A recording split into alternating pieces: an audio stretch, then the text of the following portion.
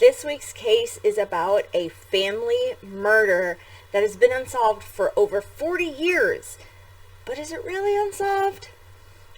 Let's get started.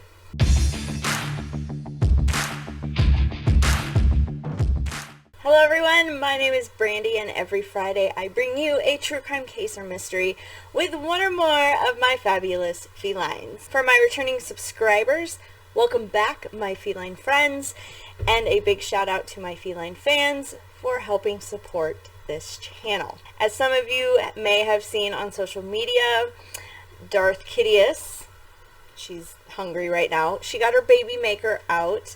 Everything went fine, and she's very happy to be home. Now, spay and neuter surgeries are very commonplace, and there is no reason for any of us to worry when we get them done. But I will tell you, with all of my cats, and even some of the feral cats that I've trapped and TNR'd, I have cried like a baby when I've dropped them off for the surgery. But they are my babies, and I will not apologize for it, even though some people call me crazy.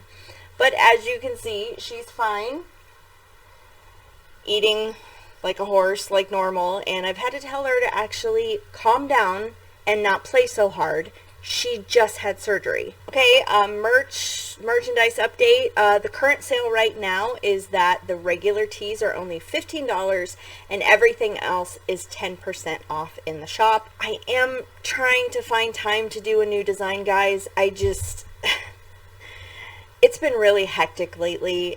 After, being down with COVID, I've been playing catch up on everything, and I've been working overtime at my full-time job because we're doing a really big project right now. So there's just not enough time in the day.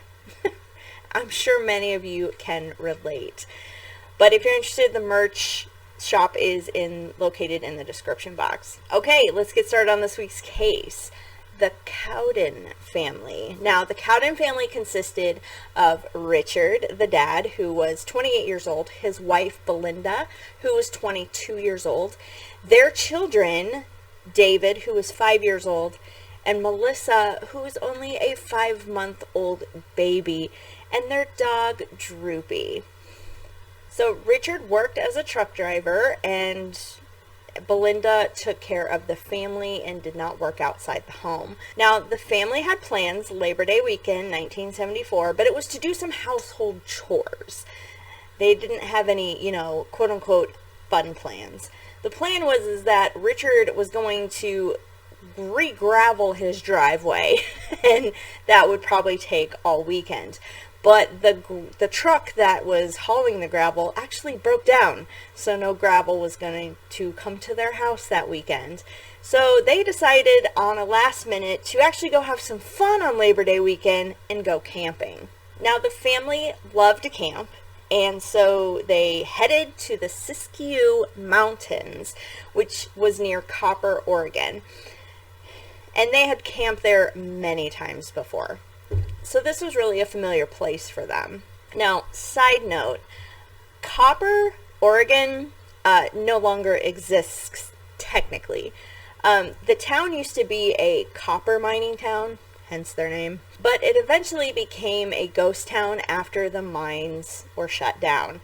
So in 1980, the town was flooded when they dammed the Applegate River and created Applegate Lake. So it's one of them towns that are underwater.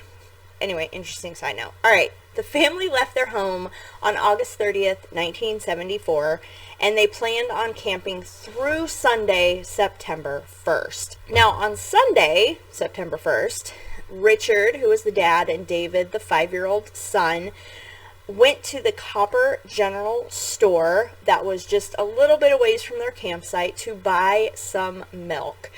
They left the store and headed back to their campsite on foot. This would be the last time that anyone saw the Cowden family alive.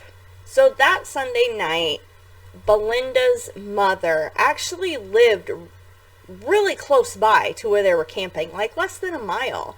And the family was supposed to go over to, Belinda's mother's house, their grandmother's house, for dinner as on their way home from camping. So when the family didn't show up when they were supposed to, Belinda's mom headed out to go check on them at the campsite. Now, when Belinda's mom arrived at the campsite, the family's truck was there, so she figured, okay, they're still here.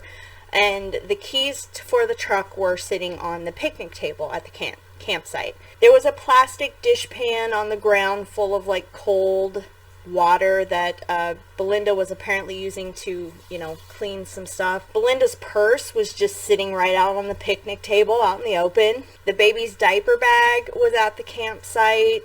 There was a stove set up. A half-finished carton of milk was sitting on the picnic table, from one they bought at the store. And Belinda's mom was a little concerned because on the ground she found Richard's really expensive wristwatch and his wallet, which had money in it. There was also a pack of unopened cigarettes on the ground, which was the brand that Belinda smoked. Belinda's mom went over and checked out the truck, and the truck just seemed untouched. There was nothing wrong with it. There was, some, like, their clothes were in there from, the camp. But the only thing that really seemed to be missing was everybody's swimsuits. So Belinda's mom was like, oh, okay, well, they went swimming. I'll just wait here at the campsite. So Belinda sat down at the picnic table and just waited. But after about an hour, she was growing more concerned. She decided to take a walk down by the water, by the creek a little bit, and see if she could find the family, but she just didn't see anything. So she decided now was the time she was going to get authorities involved. Now, a couple hours later, a sheriff and some troopers arrived at the campsite, and they started looking around. They looked around until it got dark, and then it was too dark to see anything, so they said they would kind of come back. The next day, a lieutenant was assigned to the case, and the lieutenant had told Belinda's mom that we're going to hold off doing any more searching or anything for about a day because there was no apparent like struggle or like a violent attack or anything. So the family might still be out there, or maybe they purposely disappeared. Okay, is that better? The sun was shining right in on my camera, and I just looked down and noticed it was a little off color, so I hope that's better now. But anyway, where were we? So, okay, the lieutenant said that they were going to delay any more searches for about a day. Now, other troopers that were at the scene were kind of talking to each other, and they just felt the whole situation was a little creepy. I mean, everything was just left out. Half-drink milk on the picnic table, and they just thought it was weird how it seemed like the family just vanished. So the next morning, on Monday, September 2nd, the family dog, it was a cutest little basset hound named Droopy, he showed up in front of the Copper General Store. He was actually like scratching on the door trying to get in. So once they determined that this was the family dog, they started to kind of think like, maybe this family does need help if their, dog got somehow separated from them. So an extensive search was started. Now, this search was huge. It was one of the biggest in Oregon history. It included the state and local police, Explorer Scouts, the U.S. Forest Service, the Oregon National Guard, volunteers from, the locals. It was just huge. Now, 25 miles of like road and trails were searched from like beyond in a radial from the Cowden campsite. They even brought in like helicopters and planes that were equipped with like infrared imaging to see if they could find anything. And they found nothing. There were over 150 people questioned in the matter. There was a $2,000 reward put out there that was equivalent to $10,000 today for any information on the family, but still nothing concrete anyway. On September 7th, about a week later, the official search was just called off because they didn't find anything. But friends and family of the Cowden family would continue to give up their weekends and their vacations to still go out there and look. Richard's sister would write to like the local newspaper and put a plea in there because hunting season was coming up.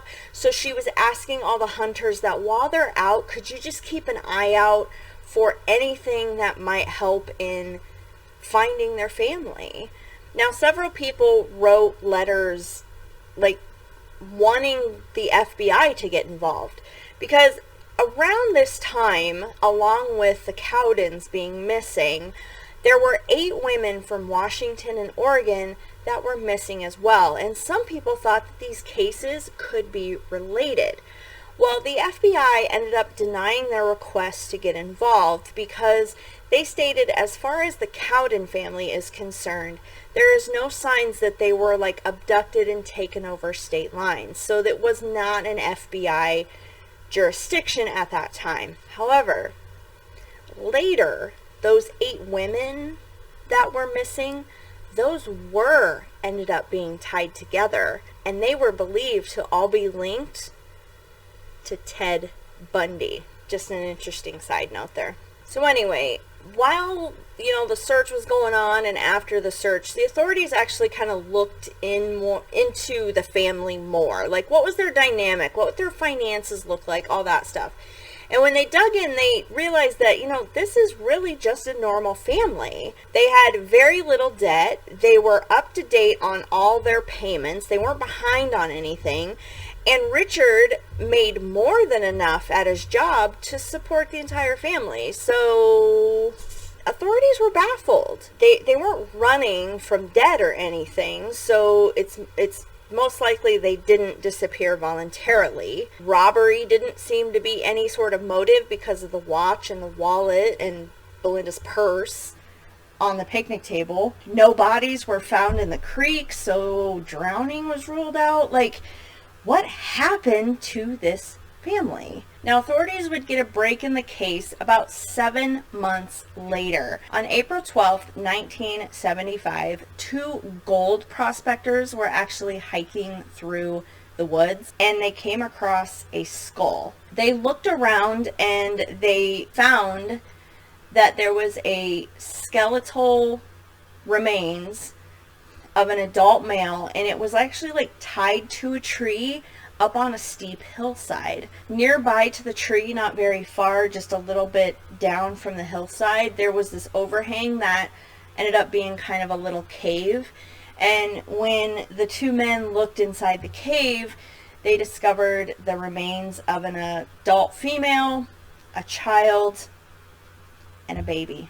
Now, someone did try to conceal like the entrance, the mouth of the cave with rocks to hide the bodies. Now, these bodies were found approximately 7 miles from where the Cowden campsite was. So authorities were of course called.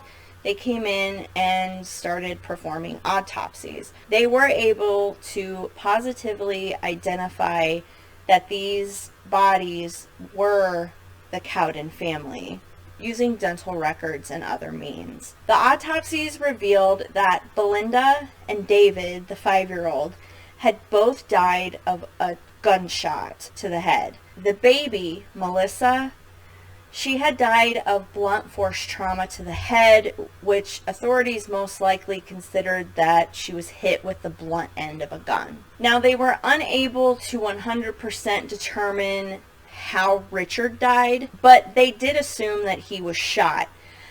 The problem is that Richard's body wasn't in the cave. It was out kind of in the elements, and that by the time they stumbled upon him, he was pretty much just skeletal.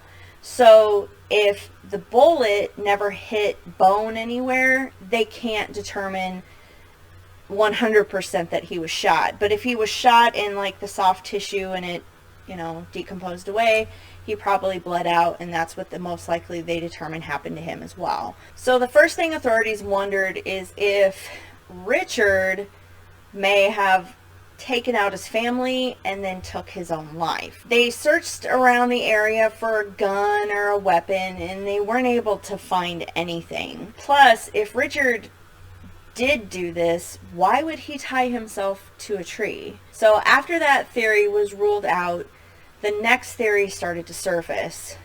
This was foul play. So Richard and David were last seen at 9 a.m. on Sunday morning. Authorities determined that after Richard and David got back to the campsite, they ate a breakfast and then they went swimming. They came back to their campsite a little before noon, and that's when someone or some persons took the family, most likely by gunpoint. They then took the family that 7 miles away, whether it was driven or they walked them that far, and then killed the family. Now, of course, this is all over the news, and people started coming forward after the bodies were found. There were 2 women that came forward after hearing about this tragedy and stated that they were walking on a trail near where the bodies were found back in September of 1974. Now, as they were walking along this trail, they saw like a pickup truck that was parked up in the parking area, and there was 3 people in it. There was 2 men and a woman. Now, the 2 women stated that the people in the truck seemed odd, that they just kept watching them, and it was almost like they were waiting for the women to leave before they got out of the truck. And the women kind of got spooked about it. They just had a bad feeling about it, so they ended up just leaving the area. Now, authorities on this case said that whoever did this was probably a local or knew the area very well, because they would have knew about the cave, right? Well, a volunteer who helped search for the family, he stated that he actually searched that cave back in September 1974, and there was no bodies or any rocks that were piled up in the entryway. And plus, Richard, the dad, he wouldn't have been too far from the cave, so they would have saw him if he was tied to a tree. Now, police, it's not that they didn't believe the volunteer, but there was a lot of caves and stuff in the area, so police were like, okay, why don't you take me to the cave that you searched just to make sure it's the same one? So the volunteer did lead the police to the cave in the area that he searched, and it was the specific cave where the bodies were found. So now the police are thinking that possibly the family could have been killed somewhere else and then brought to that area days or even weeks later. So authorities, they had nothing to go on. People would call in and they were getting a lot of stuff like somebody had a dream and this is what happened. And they said that psychics would call them and stuff, but it's like that just did not lead anywhere. And they said that they had some suspects early on, but those suspects were quickly eliminated, except for one, which we'll get to. Now, all they really had for evidence at the time was a single bullet that belonged to a Marlin 22 caliber rifle. And authorities had combed through all the sales in the area where locals had this gun, but none of them were the murder weapon. So who could have done this to the family? Well, like I said, there were suspects in the beginning. It kind of came down to 2 different people. Now, Richard's father, he would end up taking his own life shortly after the bodies were found. And when he did that, a lot of people kind of looked at him like he was guilty. This brought a lot of suspicion on him. Well, police were able to completely rule him out and say that he wasn't involved in any of this. So the sad part about it is he had all the suspicion around him, but he most likely took his life over grief, not guilt. Now, there was one suspect that stood out above all the rest to this day. Dwayne Lee Little was a 25-year-old man at the time who had a criminal past. Now, Dwayne had been paroled from the Oregon State Penitentiary in May of 1974, a couple months before the family disappeared. Now, the reason he was in jail is because 10 years prior, when he was 15 years old, he sexually assaulted and murdered another 15-year-old girl. I guess I don't know what his full sentence was, really, but he spent 10 years in jail and then got out on parole for that crime. And authorities were able to place Dwayne around and in that campsite that Labor Day weekend when the Cowdens disappeared. So Dwayne's girlfriend was questioned at the time, and she told authorities that Dwayne did have a .22 caliber rifle. She didn't know the brand,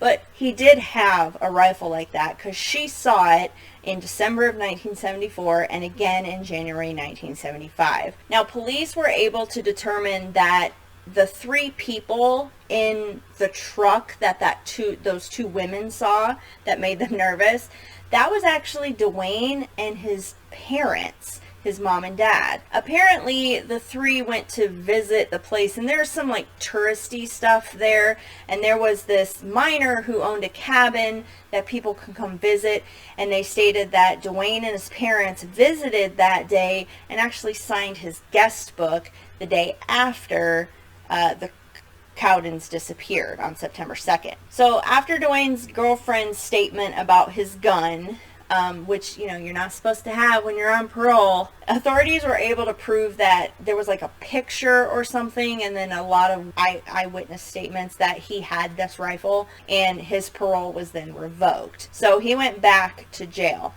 Unfortunately, the gun, the .22 caliber rifle, was never recovered. It conveniently disappeared. So Dwayne would spend like another 2 years in jail for his parole violation, and then he was paroled again in April of 1977. Now, a couple months after his parole in 1977, he would pick up a pregnant woman near Portland, Oregon, whose car had broke down on the highway. Dwayne would then go on to sexually assault, beat her, and left her for dead.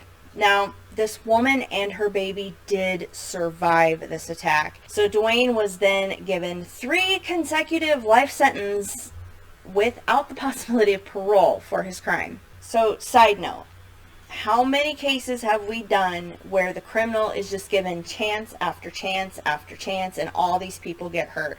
I just want to say that Dwayne was 15 when he committed that, first crime, and he was given whatever he was given, but he spent 10 years in prison, got out on parole. Here's your chance. Here's your chance, Dwayne, to be a good person, a productive member of society. But he wasn't. He gets caught. Now, parole violations aside, he gets caught assaulting another woman, and bam, you're done. No more chances. You're in jail. You're done. You got your chance. You didn't handle it well. You're now in jail for the rest of your life. That's how it should be done. I'm sorry. I believe in giving one chance to see if they could, handle it, but can't handle it, back in jail, life, you're done. That's how it should go. Because how many more people would be hurt by Dwayne if he got like a 5-10 year sentence, got out again? He probably would assault somebody again. Sorry, side note, got off track. Anyway, so after being questioned times by authorities about the Cowden family, Dwayne would just make it awkward and hard, and he would never give an answer. He just refused to discuss the whole Cowden case with authorities, and he was kind of suspected of some other stuff, but he just refused to talk about any of that. And what was really frustrating is that he would never confirm or deny that he had anything to do with the Cowden family. It was like he liked keeping him on a string and then would stop him. It was so frustrating for them. Now, years later, kind of down the road, an inmate would come forward who used to share a cell with Dwayne, and this guy stated that Dwayne had actually confessed to him that he did murder the Cowden family, and he just loved stringing the authorities along. Police did end up clearing Dwayne's parents of having any involvement in the murder, but they couldn't clear Dwayne, and unfortunately they didn't have enough evidence to charge him either. So talk about frustrating. So this case technically remains unsolved. And Dwayne Little is still alive, serving out his 3 consecutive life sentences in Oregon State Prison, and he's now 74 years old. Authorities have not made any movement on the Cowden case, and stated that basically they're just waiting for Dwayne to confess. So do you think Dwayne committed these murders, or do you think it was somebody else and Dwayne was just in the wrong place at the wrong time? Or do you think maybe Ted Bundy had something to do with it? I mean, his MO is not taking out families, but come on, it's Ted Bundy, you never know. I'd love to hear what you think in the comments down below. If you would like to become a feline friend, please hit that subscribe button. And if you'd like to become a feline fan, please hit that join button for special perks. Thank you everybody for joining me, and I will see you next week with another true crime case or mystery. Come here, you want to say goodbye? Oh, say goodbye. Herschel says goodbye.